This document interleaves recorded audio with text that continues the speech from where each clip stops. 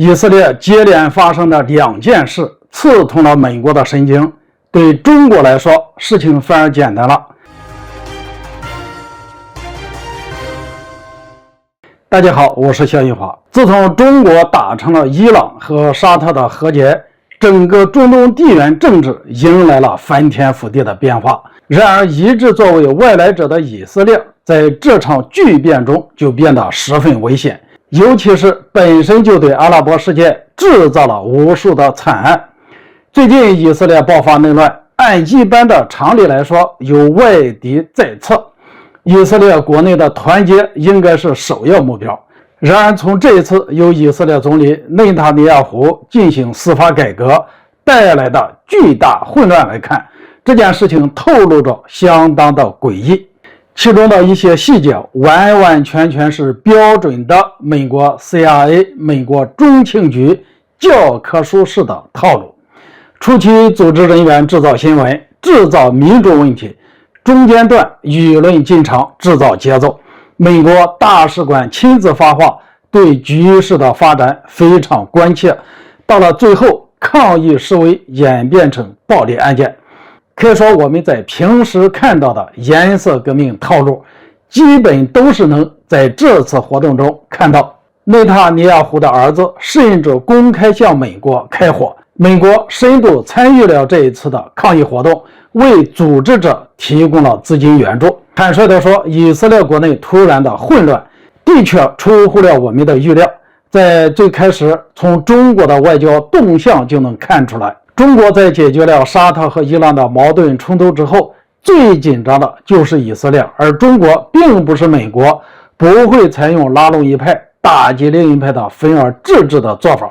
因此，在以沙和解的当天，我国外交代表团就飞往了耶路撒冷。可恰恰是这一点让华盛顿显然恐慌不安中。我估摸着以色列身上发生的2件事情，深深刺痛了美国的神经，让美国不得不向以色列下手。第一件自然就是中国去以色列的事情，因为以色列现阶段的状况，不论是地缘政治上还是经济上，都需要一个更广阔的市场和更安稳的环境。如果中国能出面，在巴以冲突上，以色列是有可能妥协让步的，巴勒斯坦也能够获得喘息，对和解这个问题更乐意让步。那么这对华盛顿来说就是一个完全不可接受的绝境。中东地区完全联手，美国将彻底被赶出中东，失去了石油的美元在国际上就真的和废纸没什么区别了。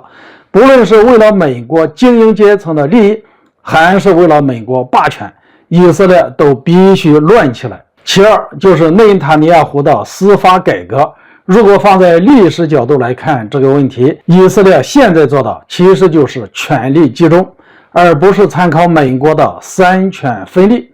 结果到现在搞成了内斗不休。然而，只有权力的分散，才能够让美国有机会渗透和控制以色列。那么，站在美国的视野里，整个时间线的发展是：中国去了一趟以色列，紧接着内塔尼亚胡准备收拢权力，把美国控制以色列的路径全部收紧。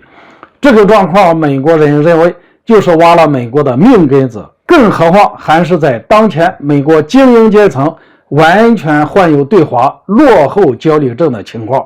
因此，通过这次以色列的内乱，让以色列更加看清了美国霸权主义的丑恶嘴脸，把美伊关系从亲密走向分裂，最终赶出美国在中东地区的石油霸权、美元霸权。这样一来，中国反倒省心了。以巴一旦和解，顺势以沙在握手言和，中东地区的长期稳定与繁荣未来可期。